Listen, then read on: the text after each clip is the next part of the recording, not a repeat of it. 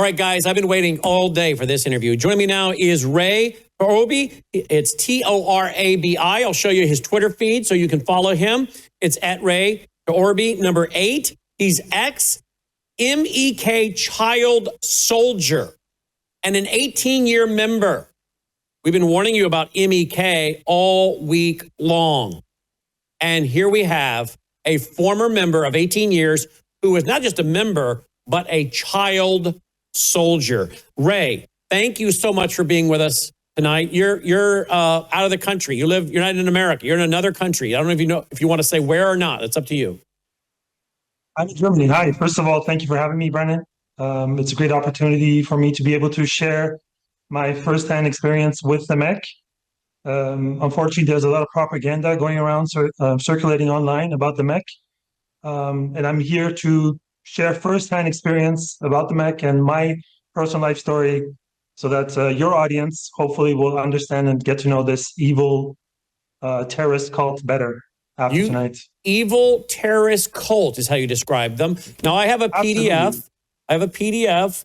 So we're not just slandering people, so you guys know. I have a PDF where there is a congressional research group that has described them and noted that indeed they were a terrorist listed organization. Here it is. Listing as a foreign terrorist organization, October 1997, the State Department made the first designation pursuant to Section 219 of the Immigration and Nationality Act. Okay. Tell us your story. I want to hear your story. As a child soldier of MEK, how old were you when you joined and how did you get introduced to them and where? It's a long story. First of all, I would like to say that I was born in Iran in 1982. My parents were political activists. From the first month that I was born, they were fugitives running from the Islamic Republic. Unfortunately, we tried to escape Iran, but we were caught on the border. And my parents went to prison. I spent the first year of my life in the notorious Evin prison in Iran, alongside my mother. And my mother spent 5 years in prison. My father 10 years. Okay, now this would have been by the Ayatollah's regime. Yes. And why did they? Were they what? Were they opposing the regime or what? They were opposing the regime, and at that time, the Ayatollah Khomeini, he had issued a fatwa saying whoever opposes the Islamic Republic should be arrested, tortured, and even executed. Mm. Okay, so how long did you live in jail with your mom? A year or what? Almost a year, yeah. Okay. Yeah. And this is the notorious Evin prison where people were being tortured on a daily basis, and in small cells of 6 people, there was 20, 30 people. I have a lot of stories to share, but unfortunately tonight we're here about the MEK. So I'm going to get you back. I'm going to get you back. Have you written a book or anything? I'll be here as many times as you want because there is so much to be said about the Islamic Republic and also specifically about the MEK. Have you written a book? I'm actually written a book, but I'm in the process of editing it, and hopefully I'll be able to find a publisher to publish it. Yeah, absolutely. Yeah. We'll be glad to help you and teach you how to self-publish because I think you'll do better and be able to fund your cause better I've been with 3 publishers. One was the largest Christian publisher in the world, yet I always did better when I finally started my own publishing, Mark. So we can help you with that offline because we need to get your book out. Absolutely. That's for sure. All right, let's talk about how did you become part of MEK then? Why would you join that group? If your parents are being persecuted by the regime, why would you join MEK? Is that because at that time they were opposed to the regime or what? So after my father was released from prison when I was 7, we were still in Iran. My parents decided to leave Iran once again because they were supporters of the MEK and that they smuggled their way to Iraq, where at that time the MEK had established a military base. They had established the National Liberation Army of Iran, which they called it. They were funded by Saddam Hussein. They were given military bases by Saddam Hussein and heavily armed with tanks and all sorts of weapons by Saddam Hussein. I want to stop you right there real quick because at one time, the leaders of the MEK, they were aligned with the Ayatollah and they helped to overthrow the Shah, or at least they were opposed to the Shah. Then at some point, there was a falling out between the MEK members and Khomeini. So that's why your parents were fleeing, right? Absolutely. Just to let you know, the MEK were Khomeini's personal bodyguards when he arrived in Tehran, when the revolution took place. So that's how close they were, and that's how much Khomeini trusted the MEK. They fell off when Khomeini wasn't willing to give them a share of the power. So the whole problem was with the MEK. The problem with the MEK and the Islamic Republic is that they were not willing to give or share power with them. And that's why the MEK started an armed struggle against the Islamic Republic. And from that then on, any member or supporter of the MEK was a fugitive because the Ayatollah and the government was looking for them to arrest them and So Saddam imprison them Hussein will and give you torture them. guys military bases in Iraq, and I guess he's using you or that MEK in Iraq to fight during the Iraq-Iran war, correct? Absolutely, yes. So based on the enemy of my enemy is my friend, Saddam funded the MEK heavily, and during the Iran-Iraq war, MEK fought alongside Saddam Hussein against their own countrymen.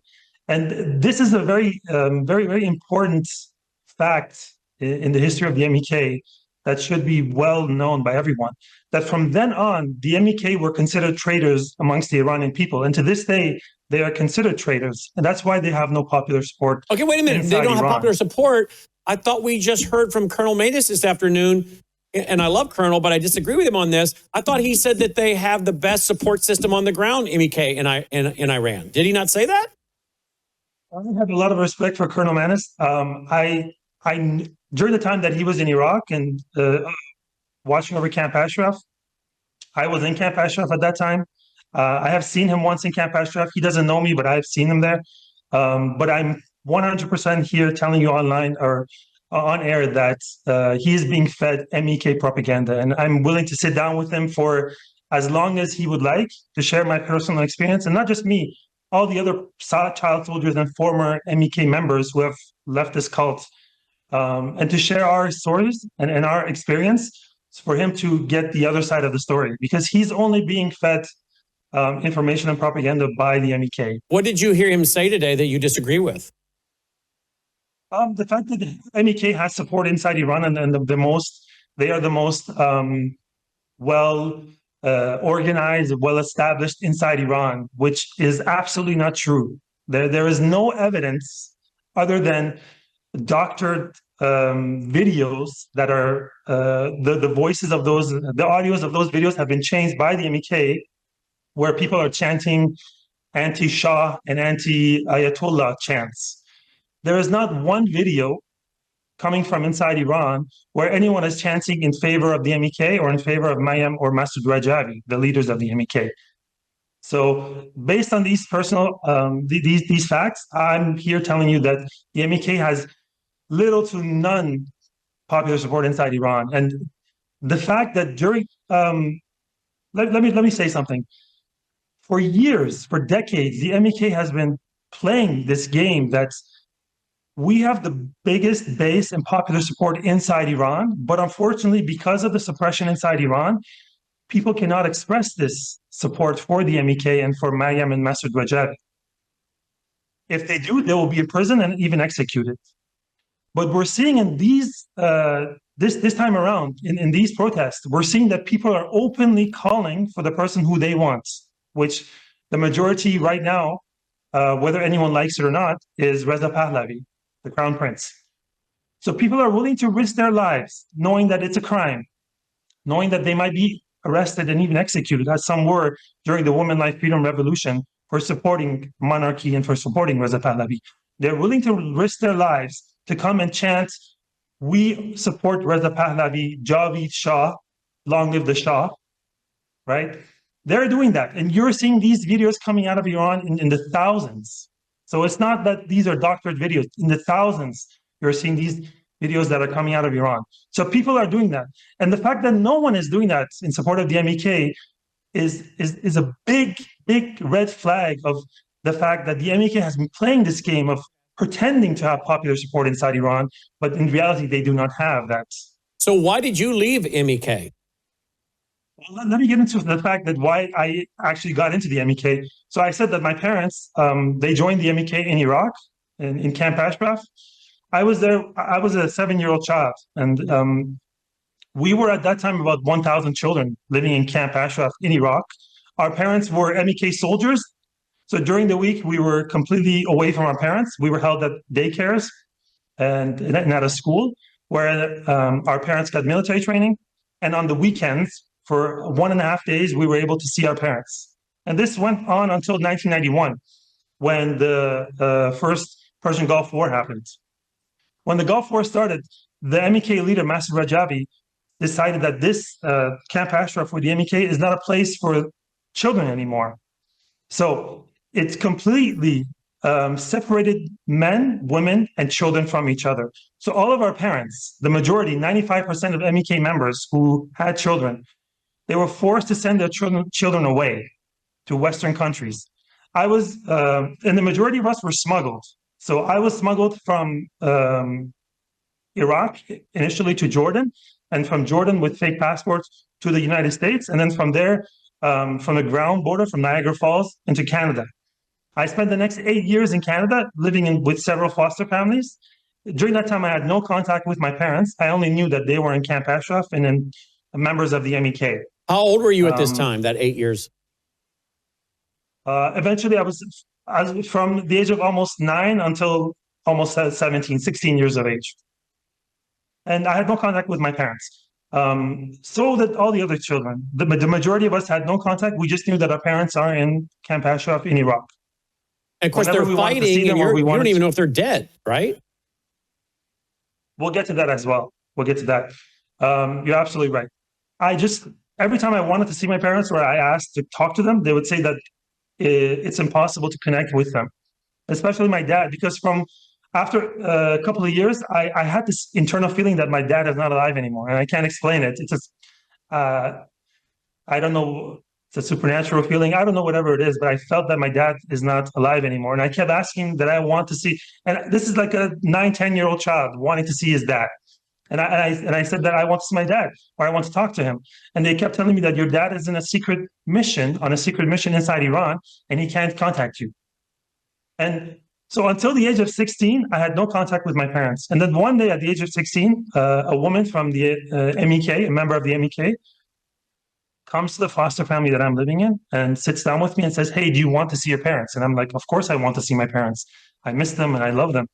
And she says, "Well, they can't leave Iraq. And if you want to see your parents, then you have to go to Iraq and see them." And I'm like, "Yeah, of course I want to." Like, that's of course I would definitely want to do that.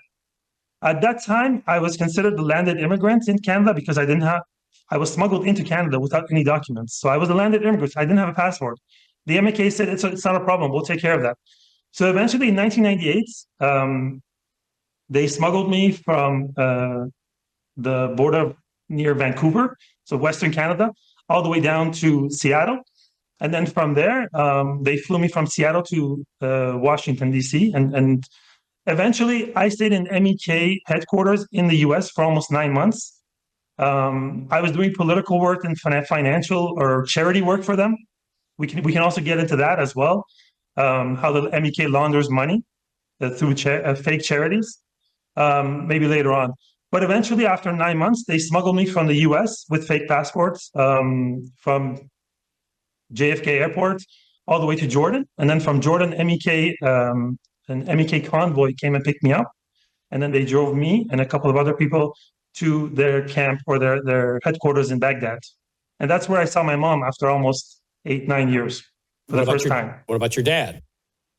Absolutely. I asked her, "Where's Dad?" And she said, "Well, he's busy. That he can't join us right now. He'll be there tomorrow." Eventually, the next day came and I sat down with her again, and then she started crying and she said, "Well, I want to tell you something that it might hurt you, but your dad passed away 5, 6 years ago, and we could never tell you because we didn't want to hurt you." That's how I joined the MEK. So you had been 16 at that time? I was 16 when I was transferred to MEK headquarters in the US, in Virginia, and then eventually LA. But once I turned 17, at around 2 weeks after I turned 17, I was smuggled from the US to Iraq. Okay, so you're 17, you're in Iraq, and you're with MEK. Is this when you become a child soldier for MEK? Absolutely. So at that time, Camp Ashraf was a heavily armed military camp. And once I got to Camp Ashraf, I realized that I'm not the only one. We were almost 200 MEK children, the same children who they had sent us off in 1991 to live abroad. They had brought us back with the same promises that come and see your parents. And now we were in this camp receiving military training. And some of my friends, they were even 13 years old. So children from the age of 13 in Camp Ashraf receiving military training, from small arms and pistols to AK-47s to anti-aircraft weaponry to tanks to military weapons to cannons, everything you name it that MEK had in its artillery or in its arsenal. I'm sorry. Yeah, we were trained during the next 3-4 years until 2003 when the U.S. coalition had, invaded Iraq. So, and was that until the coalition invaded? Yeah, absolutely. Because when the coalition invaded, and we were on the ground, I was part of the group that we had first contact with the Americans, American troops at the border between Iran and Iraq. So when the Americans came, there was a ceasefire agreement between the MEK and the U.S. military at that time. I think it was General Odierno. And eventually the MEK was completely disarmed. In return, the U.S. Army gathered all of us in Camp Ashraf and provided protection for us during the next several years. Is that where you saw Colonel Manus? Yes, yes. When we were confined in Camp Ashraf, because we were not allowed to leave Camp Ashraf, we were completely confined. And Colonel Manus was one of the U.S. military officials who was overseeing the operation at Camp Ashraf. And you know for sure it was Colonel Manus. Yeah, there were several of them. I think he was there for a couple of years, if I'm not mistaken. I remember seeing him once in the streets of Camp Ashraf. Okay. So I'm guessing that when Colonel Manus sees this will all be news to him. That because again, you knew who he was, you're saying, but he wouldn't have known who you were because you were one of many young people, right? Yeah. That's a fascinating story. So how did life go for you? How did life go for you in that camp under the protection of the American military? This is a great point. First of all, let me just say that the fact that we were child soldiers is factually proven. Just last year or 2 years ago, there was a Le Monde article that was published, We the Child Soldiers of the MEK. It was published by Raza Goshi, a very, very a great investigative journalist. She did an interview with 4 of us, and she did this investigative journalism for about 2 years on this story, and she finally published her article. So for anyone, I can put links on my Twitter accounts for everyone who wants to really get the facts about the fact that the MEK has used child soldiers in their military operations. Mm-hmm. Now about life in the camp. This is the part where I want to get into the fact that, because I also heard you guys were talking online about, is the MEK a cult or not? The MEK is 100% a cult.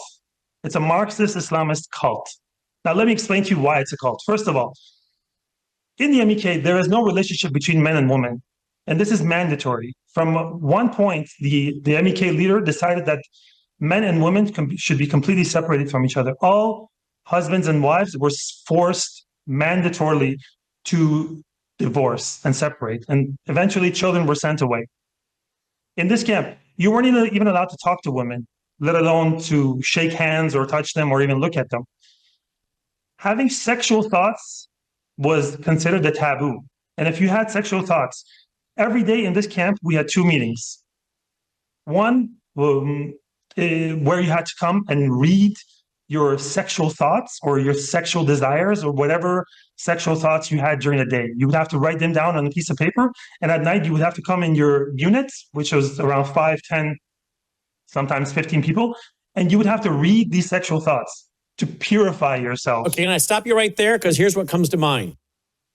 Yeah. I've spent 36 years studying brainwashing. I've done part 1, part 2 documentary, working on part 3. and I used some of the history out of the Korean War with the American soldiers and the Chinese communist POW camps of Korea. And one of the tactics of brainwashing is self-criticism.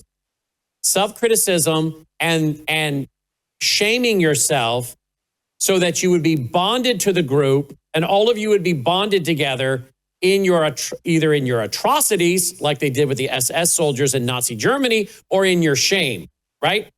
So this, to me, is a classic case of self-shaming and vulnerability and group consensus that bonds you to the group. And then you can also be manipulated. And then at some point, you know, when these things start happening, the things that you're saying that you're thinking about can be exploited by very bad people. But let me just say, what you're describing, my 36 years of brainwashing tells me right away, this is what cults do. This is one way cults, communists, and et cetera groups brainwash people and control people. Does that sit as a legitimate statement to you? Absolutely. This was, I'm describing the MEK's brainwashing methods because without a doubt, the MEK brainwashes its members. And I will get to the point where how they brainwashed my mother to the point, I will get to that very soon. So the second meeting we had was this exactly as you mentioned, the self-criticism meeting, where we would have to write down all of our faults and all of our mistakes during the day. And we would have to come into this meeting and read that also in front of the our unit. And then the unit would criticize us. And sometimes, let's say once or twice a year, these meetings would get very, very large. So you would be in a crowd of 100 people and you would have to read these self-criticism thoughts or whatever that you had, that you had listed down. And then imagine 100 people like right here, this close to your face, shouting at you and swearing at you and shaming you in an attempt to shame you and crush your ego, because that's how cults manipulate and brainwash their members. They crush and manipulate their ego to the point where you just become completely obedient. Because if you know that if you are not obedient, they instill this fear inside you that disobedience has consequences. And the consequences were these ideological meetings where dozens and up to 100 people, 100 members, other members, they would come and they would just yell at you and scream at you and shame you in any form or way that they could. This was the second meeting.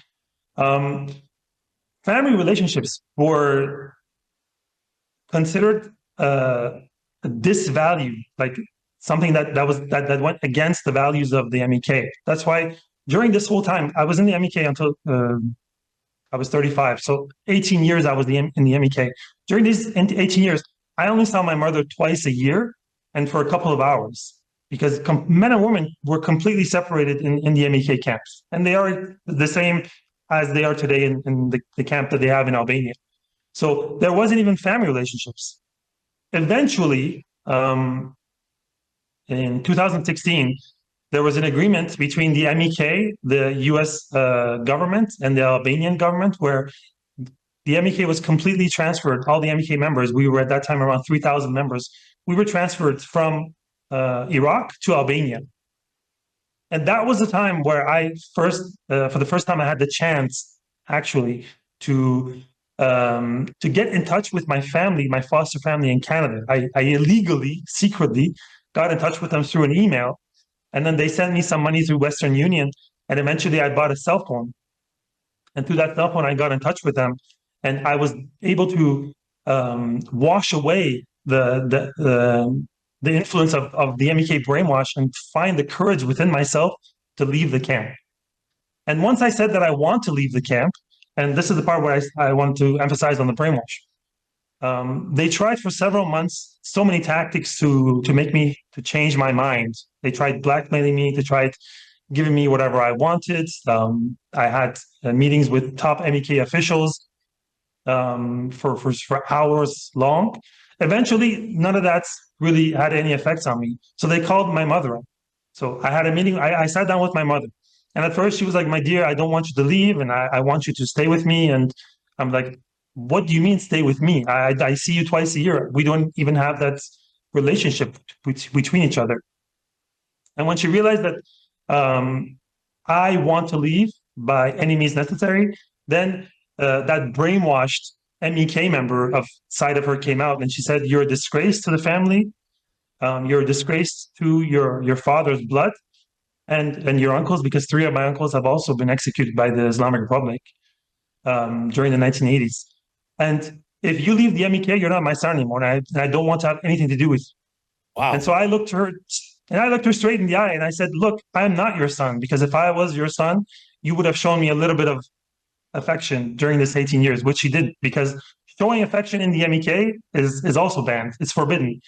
The only person that is allowed to receive your love and affection is the leader, the leader of the MEK, which is Mariam and Masoud Rajabi.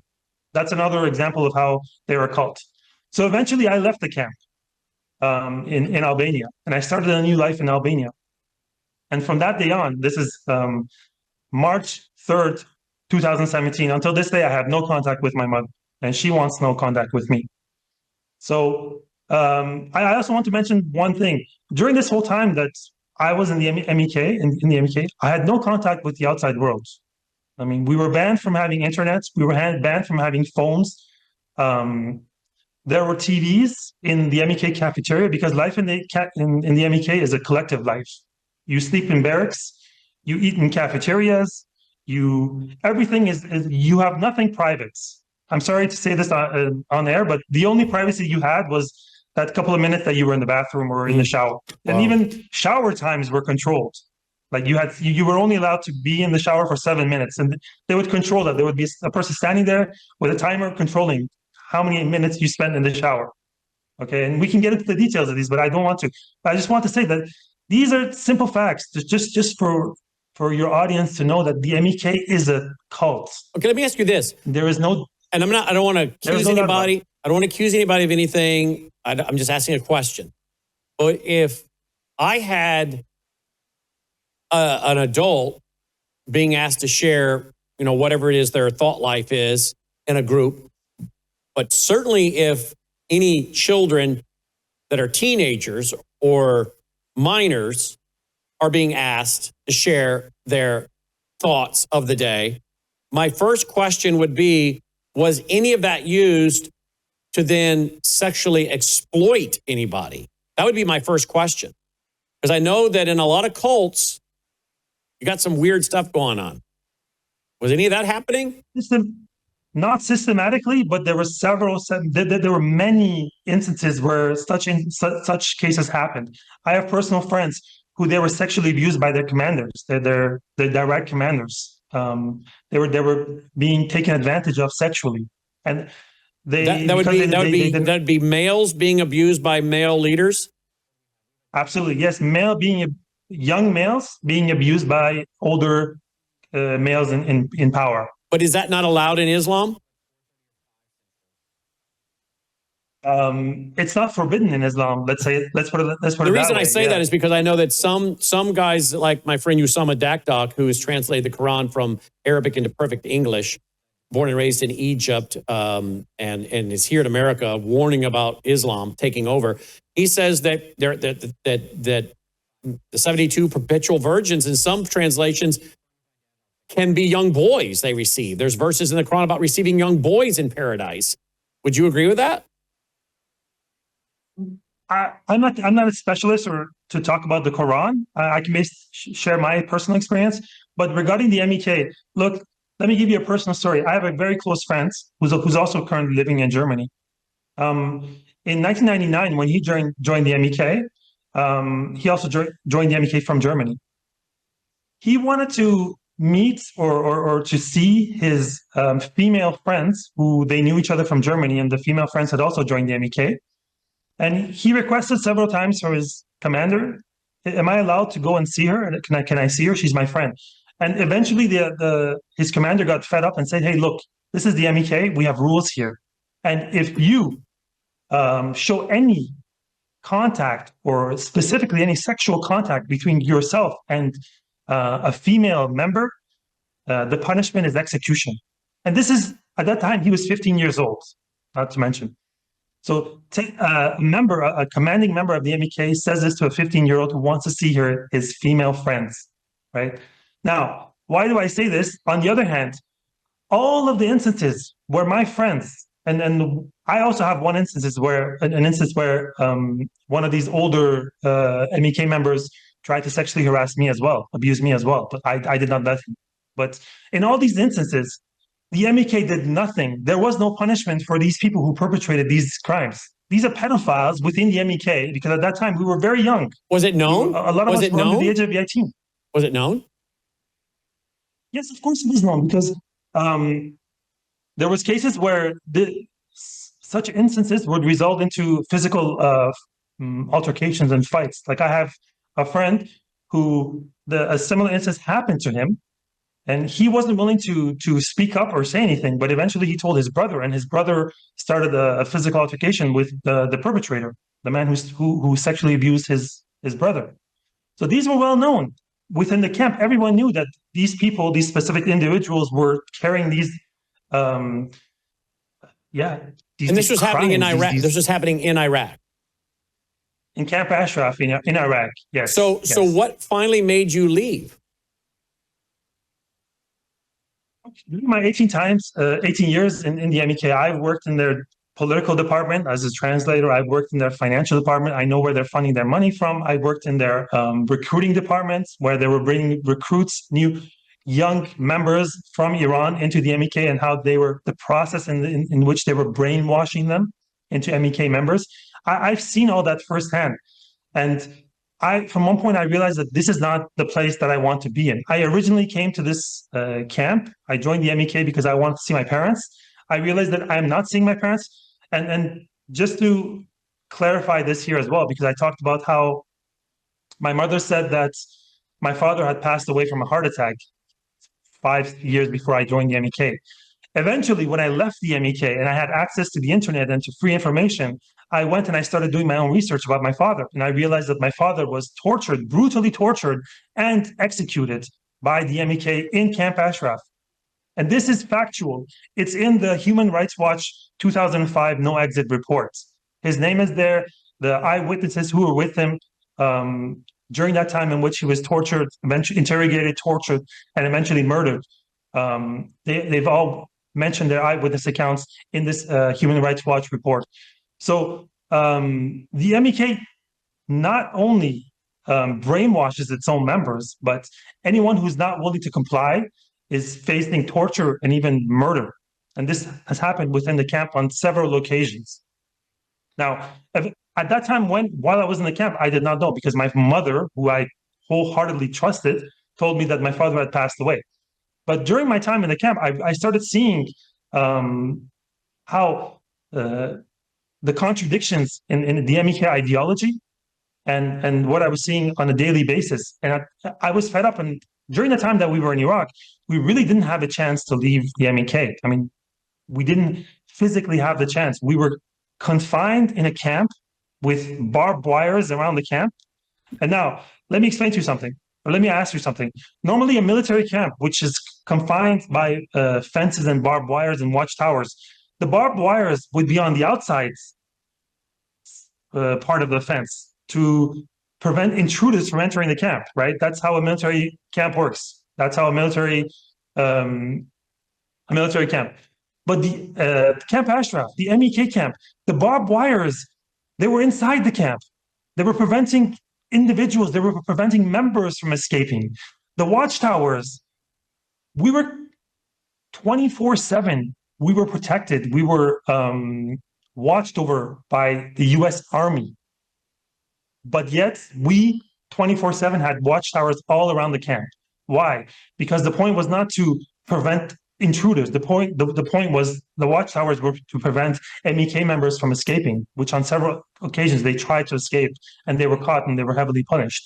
So seeing all these things, I couldn't take it anymore. And I said that, look, I do not want to be a part of this cult anymore.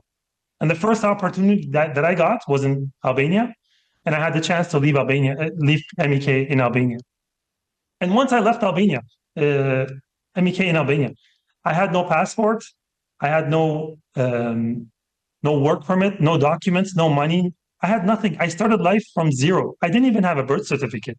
Like imagine someone, like as if someone just dropped you off, dropped you down on Earth from Mars. Like I had nothing, and I gradually fought my way and worked my way from country to country, from Albania to Greece, and from Greece to France, and from France to Germany. And eventually, I was able to become a political refugee here in Germany, and get political asylum in Germany, and get a passport, and build a life for myself.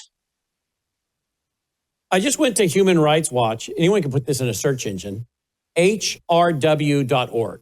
HRW.org. Just put in Human Rights Watch on MEK. And within a couple, links down, it brought me here. Summary, methodology, rise of dissent, compulsory divorce, human rights abuses in the camps, testimonies. These names mean anything to you? Like here? Absolutely. This is the report that I'm talking about. If you want to search, you can search my father's name, and I don't know if there's a search box to do it, but where would I find his name? I would give you his name. His name is Ghorban Ali. Ghor. Ghor. BAN. Ali. ALI. Okay, let me search another area and see if I can find it. But I mean, it goes into the summary, and I just did the old Control F and put in the word abuse. Yeah, former MEK members report abuses. The word abuse keeps popping up. Physical abuse is committed against the group's members as major sources of the psychological and physical abuse is committed. Physical and psychological abuses because they had either expressed criticism of MKO's policy. Now, why is it calling it MKO's instead of MEK? MEK has different names. MKO stands for Mujahedin-e Khalq organization. Okay. They're also known as PMOI, People's Mujahideen Organization of Iran. They're also known as MEK, Mujahedin-e Khalq. Let me put in your dad's name into a search engine here. HORBANALI. You found it already, Logan? Logan found it already. Okay. Sure, yeah. Yeah. We love research here. We love documentation here. We produce our show live on the fly. I don't think you're going to find any other broadcast network where the lead anchor is broadcasting and producing his show on the fly with whatever the guest is saying to either verify it or to refute it or to ask questions. I don't know any other anchor that does what I do. I'm not bragging. I'm just saying that's my style. That's what we do because we're interested in truth. And this is fascinating. Okay. So we're going to go to the screenshot. Here we are. There is your dad's name. Died as a result of abuse suffered in the MKO detention. The FOFI document challenged these testimonies. What's that document? FOFI. Great question. FOFI is Friends of a Free Iran, which is a European Parliament delegation that's completely funded by the MEK, who took a trip to the MEK, to Camp Ashraf, and the MEK financed the trip, financed the reports, and eventually they came out with the reports saying that all the accusations against the MEK are false. They even claimed that they spoke to my family, my mother and my aunts, and even me, regarding my father, which they dismissed the accusation that they murdered my father. I specifically remember the day when the FOFI delegation came to Camp Ashraf. They came, my commander said that there is a delegation here from the European Parliament. They want to meet with you and your family. And I said, okay, for what reason? They said, well, we don't know. They just want to meet. And we went to a small, it was a small building. It was me, my mother, and one of my aunts. They told me to sit outside the room while they went into a room with my mother and my aunts. And they spoke for about half an hour, and then they came out. And I was like, what's the point of all this? They said, well, we'll tell you later. But they never did. And the reason for that is because they did not want to tell me that the story about my dad, that he had been tortured and murdered by the MEK. Are you afraid are you afraid of reprisals for what you're saying? I'm past that. I'm a person who's I believe in speaking the truth, even if it costs you your life. I'm for justice. I want to see justice for all the victims of the MEK in this world in my lifetime. And the reason that I share my stories online, especially on X, is that I know that one day very soon, Iran will be free, and the MEK will be they will see themselves in courts. They will see themselves in court, and I want my testimonies to be evidence in those courts, whether I'm there present myself or if I'm not. Would you be shocked? I'm willing to live. Would you be shocked to find out that, I don't know if do you know our broadcast partner, Annie Cyrus? Do you know of Annie? No, I don't. You don't? Okay. Well, I think I've heard. She's from Iran. She's from Iran. She has escaped through Turkey with the help of her grandmother. We carry her broadcast at 3 p.m. Central each and every day. She's on my show regularly. She's going to, of course, and is watching this. And she knew we were having you on. She's been to your Twitter page. She's very excited that because she's all about documentation and testimony as well. Would you be shocked that she tells me today she has received phone calls from people, I don't know if the word is threatening, but saying things like zip it or we'll zip it for you when she's talking about and exposing the things like you're doing right now? Would that shock you? Absolutely. I personally received many death threats by MEK supporters. I have open cases with the police here in Germany regarding these death threats. So I'm very familiar with MEK tactics. And what I've learned is when it comes to the MEK, you just have to press head on. You have to be aggressive, and you have to push. And that's the best way. The best defense is a good offense. And that's what I've learned with the MEK. If you want to protect yourself from the MEK, speak up. Because the moment you show a little bit of fear, the moment you show a little bit of weakness, they will use that against you. Unfortunately, there are so many MEK members. I have so many friends here in Germany and in the US, in Canada, in Scandinavian countries, all across Europe, who have left the MEK, who share the same story as me. They've been child soldiers. They've been abused by the MEK. So when are we going to do a documentary on this? It sounds like we need to get a bunch of you together and do a documentary on this. Has anyone done that? There has been one documentary, but not about the MEK. It's been about the children who were sent away during the Gulf War, the Persian Gulf War in 1991. But a documentary about us who went back to Iraq as child soldiers hasn't been done yet. Wow. We Logan just found another reference to your father, someone named Abbas, however you say that last name, told Human Rights that he also witnessed the death of another prisoner. That would be your father. Yeah. Say his name for me, please. Orban Ali Torabi. Who was returned from an interrogation session to a prison cell that he shared with him. I mean, this doesn't shock you. You're the one that pointed us to this document, so you're aware of it, I'm sure, right? Absolutely, I'm aware of this. And then the first, now put yourself in my shoes. That for 18 years, your mother had told you that your father had passed away from a heart attack during his sleep. And then once I left the MEK, I started to do my own research. And the first time that I came across this document, I was shocked. Like I couldn't believe the fact that my mother had betrayed me to the point where she lied to me about the death of my father. Was I could not understand that, and to this day I still I'm a person that I do not hate. I've forgiven every person in my life who has done anything bad to me. As a child, I've been sexually abused during my time in Camp Ashraf when I was a child. Right, I was sexually abused by MEK. I thought you said you resisted the guy. That's when I was a teenager. But when my parents went to Camp Ashraf when I was 7 years old. And from 7 to 9, I was in Camp Ashraf. Like I said, during the week, we were away from our parents and we were held in daycares and schools. And at the weekends, we would go to our parents' units, military units, and we would spend time with them. And in one of those instances, I was sexually abused by one of the MEK members who was in the same unit as my father. A man? A man? A man, yes, a man. And how old were you? I talked about this how old were you? I was 8 years old. I was 8 years old. I'm sorry. I'm sorry that happened to you. Thank you.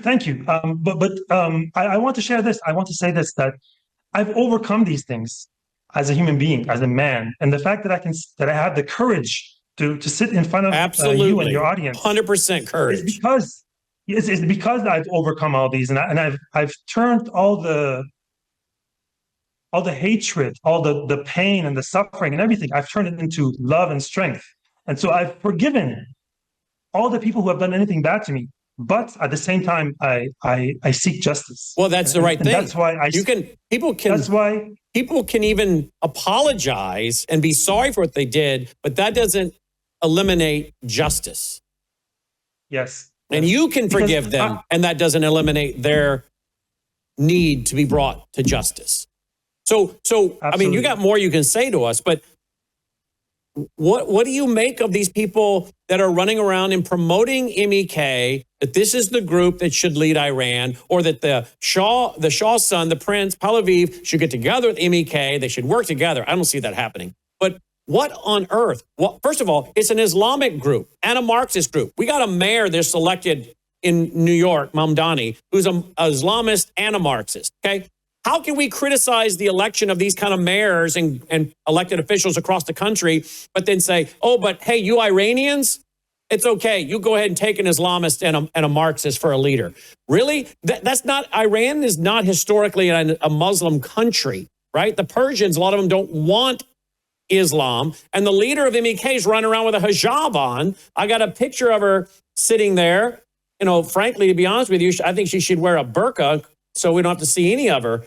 You know, sometimes your worldview, I think, comes out from the inside out. But that's my opinion. But, you know, I've got a website here, if I can bring it up and find it, because there's so much with her. She's sitting there, video highlights, Miriam meeting with Palestinian President Mahmoud Abbas, the PLO. And didn't he do his PhD on the fact that there was no Holocaust?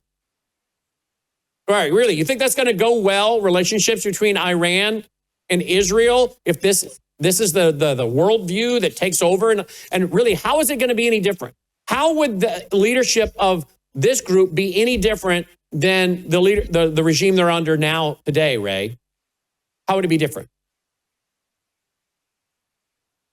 I really want to be frank with your audience. Anyone who says that the MEK has a chance to lead any sort of government inside Iran is completely delusional.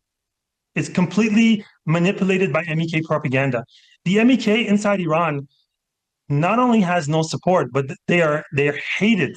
They're loaded by the Iranian people for their betrayal to their country and their countrymen during the Iran-Iraq war and all the crimes that they've committed after that and before that. So the fact that anyone says that the MEK has a chance, it's completely delusion. The MEK has no popular support inside Iran. They don't even have 1% support inside Iran. Wow. So the MEK is considered cancer within the Iranian community, inside the diaspora outside of Iran and also inside Iran. No one is willing to get close to them. So the fact that anyone would mention that Reza Pahlavi should sit down with the MEK, first of all, there is no chance that that is happening, because the MEK are Islamic extremists. They're fanatics, especially when it comes to their ideology. And when it comes to politics, their policy is no Shah, no Sheikh, or no Ayatollah, no mullahs. So there is no way that they're willing to sit down with the Crown Prince, with Reza Pahlavi. So there is never going to be such an alliance. What do you make of him? What do you make of him and his coming out and saying, hey, we want free trade, we want be friends with Israel, we want to invest in other parts of the world, we want to invite investment in? It sounds like he's not wanting he doesn't want to have a monarch. What do you make? Don't hold back. I mean, we're here about the truth. What do you make of the Prince Pahlavi? What do you make of him? Would he be a good leader? Would he be accepted by the people? The reality of the matter is, I'm not a monarchist. I'm for the overthrowing of the Islamic Republic and bringing about the ballot box to Iran, freedom and democracy to Iran, where the Iranian people can choose their own leader. But the reality of the matter is that in the past 3 years, from the women's rights, women life freedom movement until now, the only person who has had any popular support inside Iran has been Reza Pahlavi. And that's why people are chanting his name right now. That's why people are chanting Javid Shah inside Iran. It's because they see their hopes in him and only him. Because all the other people, people who pretend to be against the Islamic Republic or are in some way active against the Islamic Republic, the people do not trust them anymore because they have shown their true faces in the past 3 years, especially after the woman life freedom movement. So whether anyone likes it or not, this is the will of the people. This is what people are chanting inside the streets. This is what, I don't know if you're following the news, but until now, we've had more than 12,000 people dead inside we're Iran. Following the news, and CBS News here in America is putting it up to 20,000. And we're also getting reports that the security forces are deliberately shooting the protesters in the face, in the eye, in the head, deliberately. They're shooting them in the back. They're shooting them in the back. We have provided the video of the young protesters running away and the forces chasing them and shooting them in the back. We've provided the video. No, we have been on this like white on rice. We're on this. Exactly. And we've not stopped. And I'm told we're the premier network in the world. We're being told by Iranians around the world who are contacting our people like Annie and saying, thank you, Worldview Tube. Thank you, Annie. Thank you, Brandon. That we're the ones that are staying on this more aggressively and telling the truth and interviewing people like you. And we have more Iranians we're going to be interviewing. We're trying to be the premier network on this because this is a serious issue for the world, for America, for terror funding, for Israel.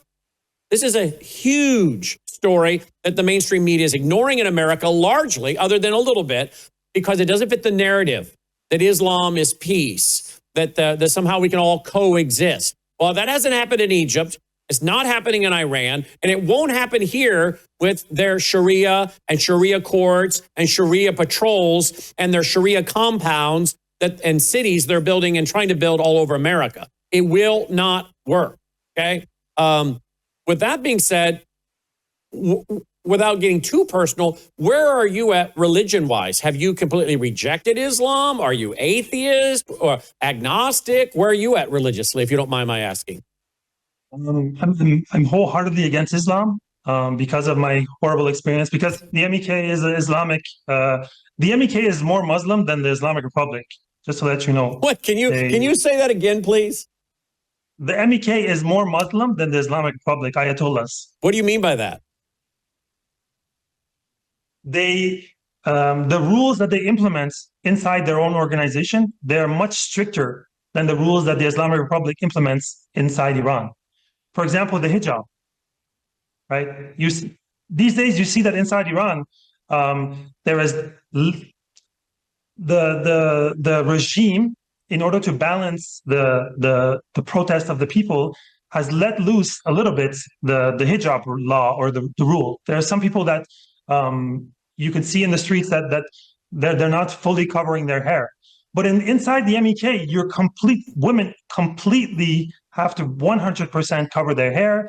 They cannot roll up their sleeves. They cannot open their buttons here, their top buttons. They cannot show any sign or any show of any sexual, or they're not allowed to wear makeup. They're not allowed to take care of their face. They have a lot of facial hair, the women. I'm not against that. If someone's a feminism and they like that, I'm not against that. But I just want to say that, like, women inside the MEK have absolutely zero freedom. Look, when we were in Camp Ashraf, Camp Ashraf is kind of like a small town. It's a 36 kilometer square camp. It's very big. It used to be. We had a gas station inside the camp. They had timed the time where men can use the gas station and the women can use the gas station separately, so that at one point men and women should not be in the same place together. So based on my experience with the MEK, my 18-year experience with the MEK, I wholeheartedly say that the MEK is much more Muslim than the Islamic Republic. Wow. And the fact that they add Marxism and communism to this this ideological part of theirs is makes them twice as much dangerous, because the ideology that they are following, it's a mix of both, as if they're taking the bad of both and then they're implementing it, which they've done inside their camp, and they're imposing on as I explained, the manipulation and the brainwash tactics that they're implementing. So what are you today? Are you agnostic, atheist? What are you? I would say that I'm healing. I'm trying to, I believe in God, but I believe that God is inside me. It's in my heart. It's my relationship with him. And in some ways, I would say I'm spiritual. I'm on a journey to find my peace. Mm-hmm. And in that journey, have you ever read the Bible? Where it will lead me. Have you ever read the Bible? I haven't read the Bible, but the family that I grew up with in Canada, the second family, foster family, which I have close contact with. So my brothers and sisters, they're not my real brothers and sisters, they're my foster family. They're Christian, so they've sent me a lot of information about, the teachings of Christ and Christianity. I haven't read the Bible myself, but yeah. Well, I'll just say this to you, Ray.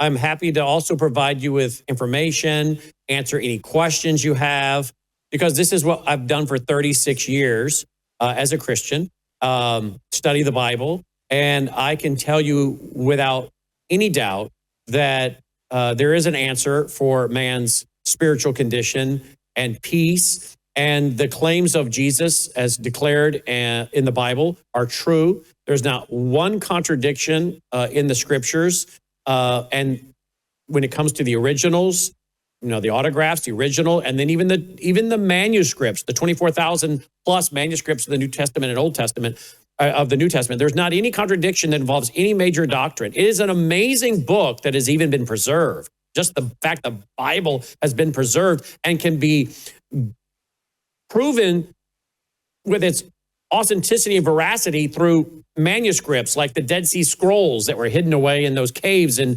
Qumran outside of Jerusalem for 2,000 years. It's a fascinating book that is a supernatural book written by a supernatural God. And I can tell you any questions you have about the claims of Christ or the Bible, I'm here for you to text with us, to communicate with us, to answer any questions. And I know my audience, which is made up of a lot of Christians, appreciates your courage tonight to come on here and talk about this. But I also know that my audience is going to add you to their prayer list, Ray, and be praying that you find what it seems like you're looking for, as you said, some spiritual truth and peace. Because I know the Prince of Peace, and I have many of my former Muslim friends that are now Christians because they tested the claims of Christ, the claims of the Bible, and now they are some of the most biggest defenders of Christianity. I have friends of mine who are some of the biggest critics of Christianity, who when they studied the scriptures and put it to the test, ended up becoming some of the biggest defenders of Christianity on a worldwide scale with their books, their speaking. So I want to tell you, Ray, I appreciate your honesty. And I appreciate the fact that you're searching and that you're looking. And I'm going to pray that the truth is revealed to you so that you can have that peace that you seek. And I just have a lot of respect for you, that you have the guts to come out and speak the truth as you're doing. So as I get ready to wrap tonight, we need to have you back. What is the final message you want to give to Americans tonight, particularly inside the Republican Party, the GOP, the America First Party, the MAGA, Donald Trump world? What is the message you want to give to those that are promoting MEK, Some of them who are maybe taking their money, others who are not, saying, look, I don't get paid by them, but I believe this is the best group. What is your message to them tonight? You're betting on a dead horse. That there is no way that the MEK will ever have any place inside Iran, in the Iranian government, and that the reality of the matter is that the Iranian people hate the MEK and they will never accept the MEK as any part of their government. And please do not fall for the MEK propaganda and seek the truth yourself through accounts and individuals who have had personal experience. Let me tell you this, Brandon, I really want to thank you and your team as well, who reached out to me. I told your team that be ready because the MEK will unleash their lobbyists and their campaign on you and your channel. First of all, claiming that I'm an agent of the intelligence agency of the Islamic Republic, because that's how they discredit any critic, right? And then they will try to... Wait, just over there. So we should be prepared for people to reach out and tell us that you are an agent of the IRGC? Yes, absolutely. And that's how they've tried to discredit me wherever I've had interviews with anyone or wherever I've gone and presented my facts. And I'm here to say that everything that I speak to you here and your audience tonight or whenever, I'm talking 100% factual, and I'm willing to testify each and every sentence and word of my testimony in any courts, now, tomorrow, anytime, and at any time. Now, at anywhere in the world. Colonel Rob Manus today was supposed to have on, was that a co-director of MEK? The deputy director of MEK. Yeah. Jafarzadeh. I know him personally. You know him personally. How do you know him? I know him personally. How? Because, like I told you, because in 1998, the MEK recruited me from Canada and then to the US. They smuggled me from Canada to the US. In the US, I was in Virginia. And at that time, the NCRI is the MEK, just to let you know. This is a rebranding campaign that they're trying to pull out. It's not working. The MEK or the NCRI had a big their main headquarters in the US was in Virginia at that time. It was a very big mansion that with several floors and many rooms, and the main MEK and NCRI people were working there. Aida Jafarzadeh was working and sleeping there. And I was also at that time during those months there, sleeping there and helping the MEK with their political activities and their charity events. I personally took, and this is 1998, I personally took a trip. I was at that time I was 16 years old. Alireza Jafarzadeh took me on a personal trip to Arkansas, in which in a span of 3 days, we spoke to many MEK supporters who were living in Arkansas, and we collected money, donations from them, in order to purchase night vision goggles for MEK military teams who at that time were operating inside Iraq against the Islamic Republic through the Iran-Iraq border. They were carrying out military operations. And this is the time, just to let you know, that the MEK was still in the foreign terrorist organizations list. So I personally assisted Alireza Jafarzadeh in this on this trip, in which he collected, I think it was somewhere around, it was a long time ago, it was between $10,000 to $15,000 at that time to purchase night vision goggles for these MEK teams. I don't know if that's legal when the MEK was on the terrorist list. So someone might have to look into that. But I know Alireza Jafarzadeh on a personal note, and he knows me very well as well. And he would know you by your name, Ray? Absolutely, he would know me. They all know me. They're afraid of me. That's why I told your team. I think that's why he canceled tonight. Okay, so what happened for those who maybe don't know is Colonel Rob Manus was set to interview him for the first 30 minutes, Hadia Miramati for the second, and to preside, present both sides, if you will. And Thomas, our board operator, brought the gentleman up, and Thomas says when he saw the lower third, Worldview Tube, he said he reached over and pushed something. And he thinks, he doesn't know for sure, but he thinks he just hung up.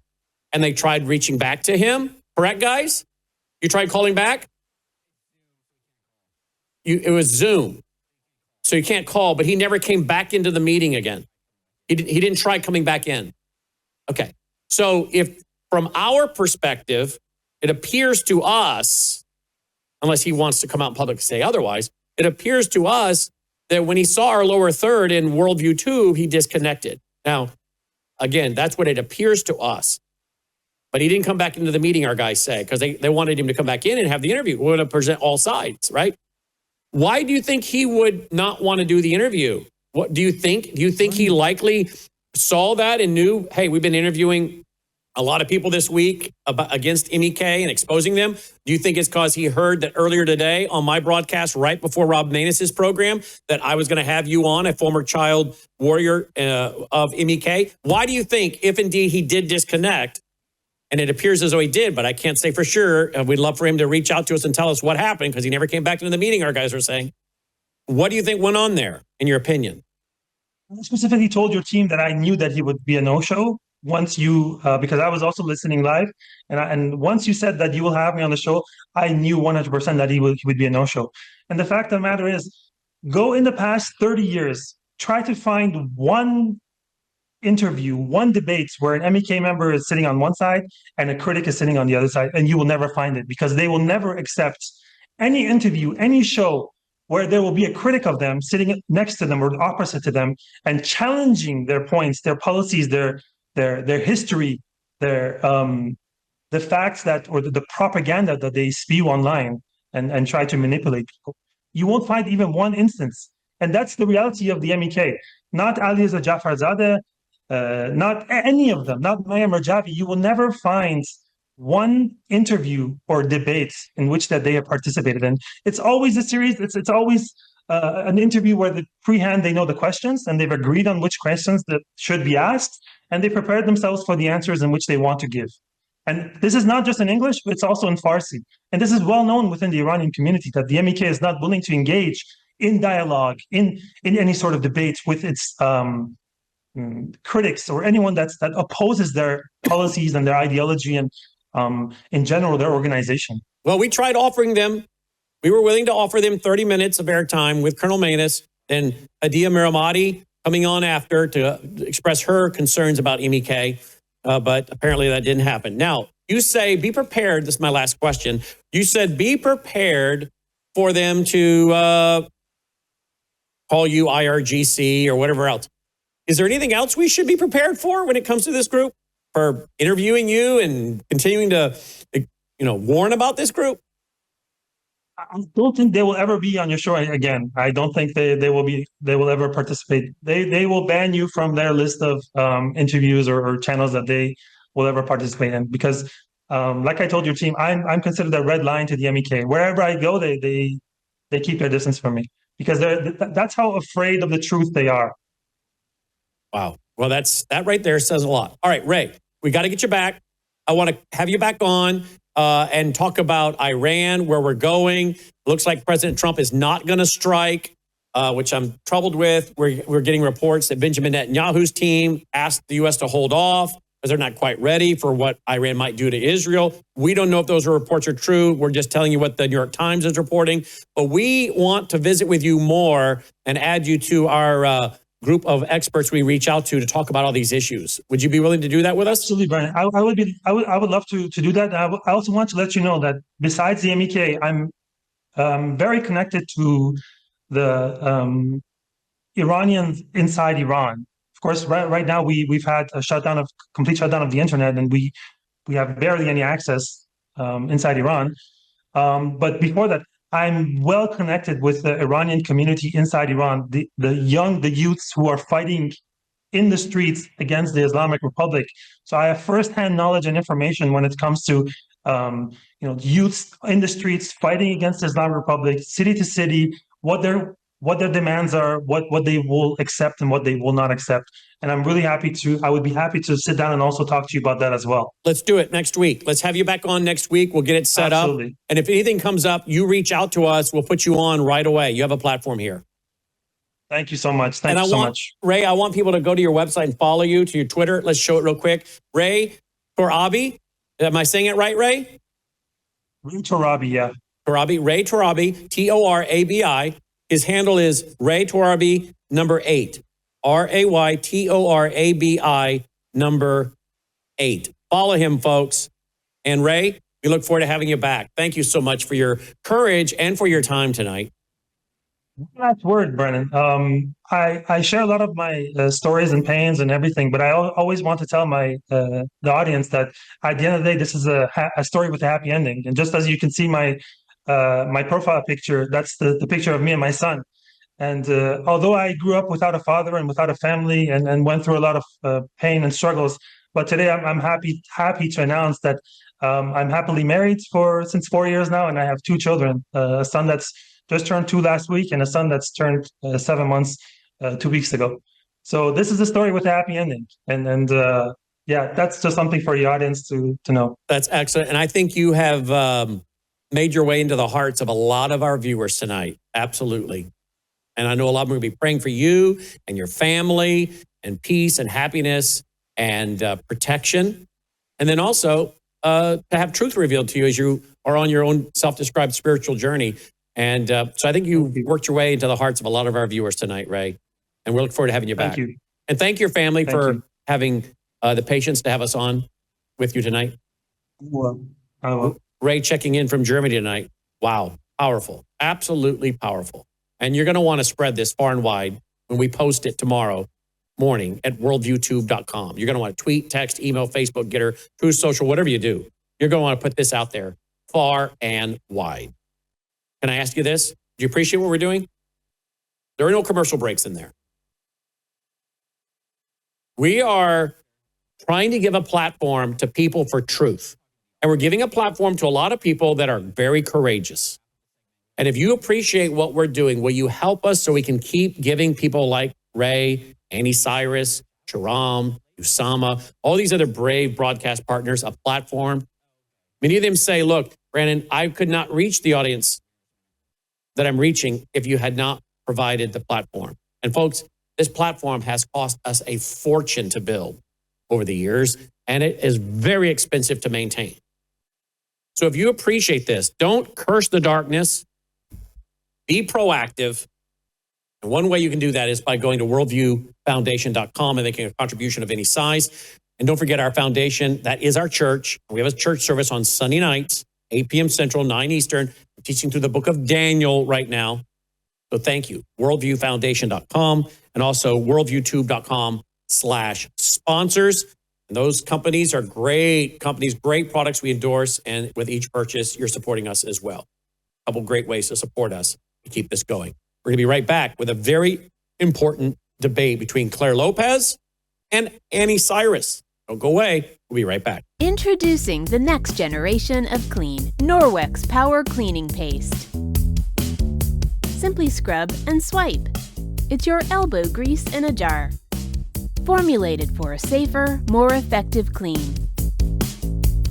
Contains no bleach, SLS, synthetic fragrances, or other harsh chemicals. Say goodbye to tough messes and stubborn stains.